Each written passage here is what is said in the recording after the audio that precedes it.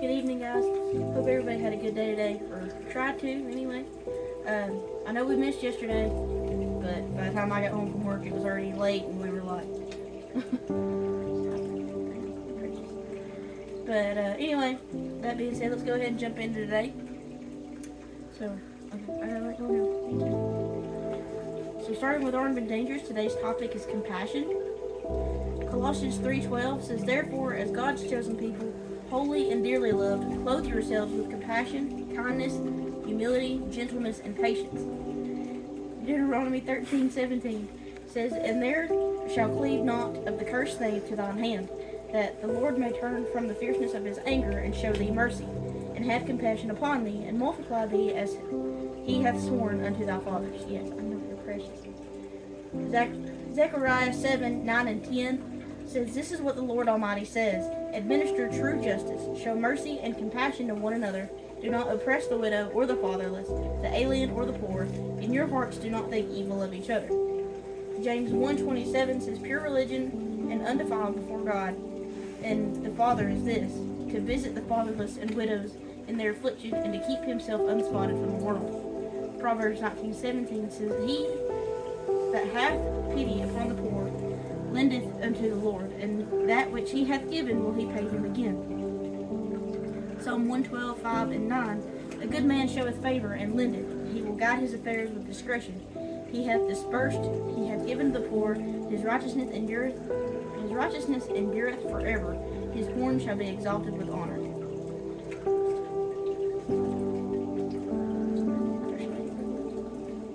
Okay, that was bulky there for a second. So, then on to Adulting Ain't Easy.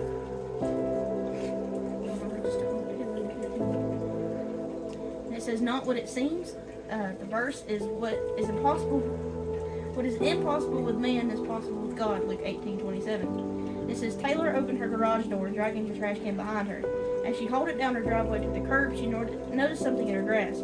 Taylor took a step forward. It was a huge, gray, furry, and the size of a rat. Taylor screamed, dropping the trash can in the middle of the driveway, trash flying everywhere. She didn't care. She ran back inside her house, heart pounding, and called her husband. "There's a rat in our lawn," she yelled into the phone. "I repeat, there's a huge rat in our front lawn." Taylor's husband assured her he'd be home soon. Taylor peeked through her front curtains. The huge rat was still nestled in the grass. She sent daggers at it with her eyes. Her husband's car pulled around and she watched him get out. Taylor opened the door. "There, it's there, right on the lawn," she pointed. He crept toward the rat closer and closer, but still the rat wasn't moving. He got closer until he was right above it. Then, to Taylor's horror, he picked it up by the tail. He turned to her, suppressing a laugh. "Tay, it's fake. I think it's one of the neighbor's toys." What Taylor had been so afraid of wasn't real at all. In our lives, there are times when things aren't what they seem either. We can be in the midst of circumstances that look like they'll never end, never turn around, or even pan out in a good way. But maybe they aren't completely what they seem. We're told in the Bible that no eye has seen, no ear has heard, and no mind can even imagine all the things God has planned for us. There are things that are in God's mind and heart that He wants to do and be for us. Things might look impossible right now, but on closer inspection, what's impossible for us is always possible for God.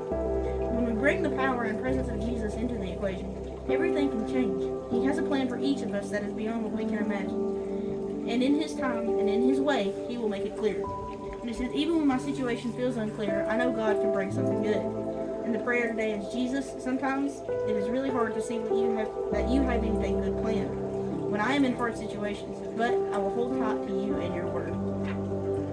I think that really could apply, obviously, could really apply to anybody. And I know it applies to me for a lot of it. And it says, "Not as it seems." And if you grew up on Disney Channel like I did, the theme song for Wizards of Waverly Place said, "Everything's not what it seems." Yes, she was talking about magic and all that, but it applies to life too, because you can be sitting there thinking, "I got all this planned out. This is the path I'm going to go down. This is what I'm going to do. This is what everything's going to be like." Y'all don't know that tomorrow something very tiny in your plan can change and ruin the whole thing. It's happened, I promise. I thought multiple times in my life, I got this planned out. This is what's going to happen. This is where we're going to go. And then it's like God's like, no. And I'm telling you guys, if life had worked out the way I wanted it to, I wouldn't be here, for one. And I've had relationships where I thought, man, this is it. This man is going to be my husband, and we're going to get married, and all this other good junk. And it was like every time it would start getting serious, and I think, this is who I'm going to spend the rest of my life with, something would happen, and, they'd leave. And yeah, what she said. But little did I know that the relationship before Dawson, when it ended, I was about to go to Tennessee, and I was like, I want to live my life up there, and we'll live this huge orange and white Tennessee fairy tale, and then a month before I left, I met Dawson, and obviously now married to the most wonderful man I could have ever asked for. And no, I'm not just saying that because he's behind the camera, but I think back on times in my life where I basically, in a sense, begged God, like, if you will just, he's pitiful, but there were times in my life where I literally begged God, like, please let this be the man. Please let this be my husband, There was this time in high school that I literally was like, can you just turn back time and let me have another shot at this? For a man that didn't even love me whatsoever. Had no feelings for me in any shape, form, or fashion. But I thought, if I could go back in time and change a certain thing I said or did, boom, I was going to fix everything. That's not the way it works. And obviously I didn't. I was dumb and in high school. Okay, don't do this. But anyways, I'm rambling because y'all know I'm good at that. So let's keep going with Jesus Calling. Today is January 23rd, which doesn't seem right, but it is. Alright. And it says it's alright to be human. When your mind wanders while you are praying, don't be surprised or upset. I don't know about you guys, but mine does that a lot. Like, I'll start praying and then my brain wanders and I'm like, wait, what? But anyway, it says, simply return your attention to me. Share a secret smile with me, knowing that I understand. Rejoice in my love for you, which has no limits or conditions. Whisper my name in loving contentment, assured that I will never leave you or forsake you. Intersperse these peaceful interludes abundantly throughout your day. This practice will enable you to attain a quiet and gentle spirit, which is pleasing to me. As you live in close contact with me, the light of my presence filters through you to bless others. Your weakness and woundedness are the openings through which the light of the knowledge of my glory shines forth. My strength and power show themselves most effective in your weakness. So we actually got 4 verses today. I know that's kind of unusual, but the first one is Deuteronomy 31:6. And it says, be strong and of good courage. Do not fear nor be afraid of them. For the Lord your God, He is the one who goes with you. He will not leave you nor forsake you. The second one today is 1 Peter 3:4. So I know that's a pretty good size flip. To the end of the Bible here. Alright. Oh, went too far. Alright. And 1 Peter 3:4 says, Rather let it be the hidden person of the heart, with the incorruptible beauty of a gentle and quiet spirit, which is very precious in the sight of God. Okay.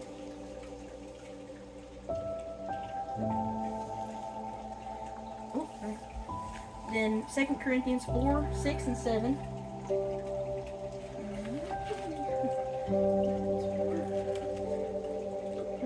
Okay. It says, For it is the God who commanded light to shine out of darkness, who has shown in our hearts to give the light of the knowledge of the glory of God in the face of Jesus Christ. But we have this treasure in earthen vessels, that the excellence of the power may be of God and not of us. And the last one today is 2 Corinthians 12:9. That's a whole other book. Now it says, And he said to me, My grace is sufficient for you, for my strength is made perfect in weakness. Therefore, most gladly, I will rather boast in my infirmities, that the power of Christ may rest upon me. Alright, and I'm going to close out tonight with 52 devotions for dog lovers. I normally do that on Monday, but since we didn't do it yesterday, I'll make up for it tonight. So, today's is called Waiting for You. And it says, let us not grow weary. I always have to struggle with that word. Let us not grow weary while doing good, for in due season we shall reap if we do not lose heart. Galatians 6:9. It says, our family has a home in Florida with a guest cottage behind it. Our son and his family live in the house. My husband and I use the cottage when we are in town, and we get daily visits from our grandchildren and also our grand dog, Gus. He comes over every morning. My husband lets him in, and that small black fur ball hops up on the bed with me for snuggles. Gus is a sweet dog. He's good with the kids, doesn't disturb anything most of the time, and he's a vocal guard dog whenever someone comes near the house. He's a member of the family, and he loves hanging out with everyone. On one of our visits, some friends were in the cottage, so we stayed in the house. After we left, my daughter-in-law sent a picture of Gus standing at the front door waiting for us to come back. She said he sat there for hours. I loved that. On our next trip, we stayed in the cottage. Gus again made regular visits to see us. Then after we returned home, my daughter-in-law sent a picture that totally melted my heart. Gus was standing patiently on the porch of the cottage waiting for us to come back. Did you catch that? Gus was waiting patiently. That's a lesson most of us could learn. I'll admit I've often been guilty of praying about something and then getting impatient when the answer doesn't arrive as fast as I thought it should. I've learned a valuable lesson in the past few years. Just because an answer doesn't arrive on my timetable, it doesn't mean that God isn't busy on my behalf. In fact, if the answer arrived when I expected it, important pieces of God's plan wouldn't have been in place. His idea was bigger than mine, and the waiting was necessary to accomplish it. I don't want to rush God. Instead, I want to be like little Gus, waiting patiently. And has a prayer with it, and it says, Father, my instinct is to want answers immediately when I pray about something. I'll be honest, I don't like waiting. As I wait, help me learn the lessons you want me to learn. Remind me that you're often busily at work, even when I can't see anything happening. I want to fulfill the desires of your heart for me. Help me to be faithful in the waiting, encourage my heart, and help me not to rush you in your plans. May I encourage others who are also waiting for the answers by sharing stories of how you've always been faithful to me. And I've shared this before. It has like a pause to think, but instead of like pause, like you pause a movie, it's like dog pause. Get it? I'm not funny. Anyway, it's pause to think. It says, why is it sometimes hard to wait on God? I usually don't share my answers, but I'm going to. I think it's because, kind of like I was saying with Adulting Ain't Easy, you know, we have this idea in our heads of how it's going to happen and how it's going to work out. So I think this goes really good with Adulting Ain't Easy today. And when it's not working out the way we're thinking, we get a little impatient and we kind of start asking questions. But either way, and then did you know, and it just gives like random facts about dogs and stuff. It says the wait command tells your dogs to stay put and not move forward until you release them. I think that's kind of self-explanatory, but okay. But I think a lot of us struggle with the waiting period. You know, the prayer today I think is very accurate, not just for my life, but for y'all's maybe as well. You know, I'm a very impatient person. You know, and so sometimes that waiting period can be a test. I've experienced that. I've seen it happen. You know, and that's why in my closing prayer every day I say along the lines of, may not happen when or how we wanted it to, but it's according to God's plan, because His plan is always going to be greater than ours. You know, and it says so in the Bible. I don't remember what verse, but it's like, my thoughts are higher than your thoughts and everything like that. You know, and so I know I can grow impatient when I'm praying for something that I specifically want or need. You know, I can grow kind of impatient, but it's always in those times that I get reminded that just because it's not working the way I thought it should, doesn't mean it's not working. You know, I get to the point sometimes that it feels like there's like a barrier or something between me and God, and I get to the point of like, are you even listening to me? You know, and I've had multiple times like that in my life, and He's always shown up and shown out. But I guess with that being said, I think that's all I got for you tonight. So, with that being said, let's go ahead and close out in prayer. So, pray with me. Dear Heavenly Father, Lord, thank you for this day that you've given us. Thank you for the many blessings you've bestowed upon us in our lives. Father, thank you for this opportunity to share this study with everybody. And Father, I pray that it reach hearts. And Father, I pray that we take it to heart and use it every day in our personal lives. Father, be with us as we go through this week. And Father, help us know that you will provide in ways that only you see fit. And Father, just have your hand on us. Guide us and lead us the way you'd have us to go, and your will be done in all things. In Jesus' name, amen. Alright guys, so tomorrow is Wednesday. I don't go until 3:30, so we might can get Bible study done before I go in, because I think Dawson's off tomorrow. So, I guess with that being said, hopefully I'll see you tomorrow, but if not, I'll see you when I see you.